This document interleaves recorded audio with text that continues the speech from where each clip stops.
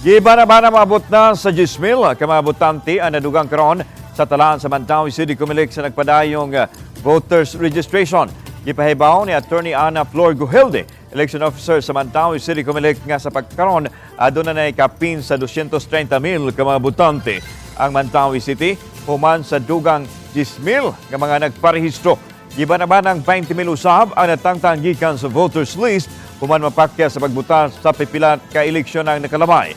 Matod ni Attorney Gujilde nga sukad Setyembre 1 hangtod sa Setyembre 30 sa Mandaue City Sports Complex na gipahigayon ang nagpadayong registration. Apan, nasubo ang opisyal nga minus kaayo ang nagparehistro bisan sa nakalabayang mga holidays. Nang hinaon siya nga dili unya magdasok ang gustong magparehistro sa katapusang adlaw sa voters registration.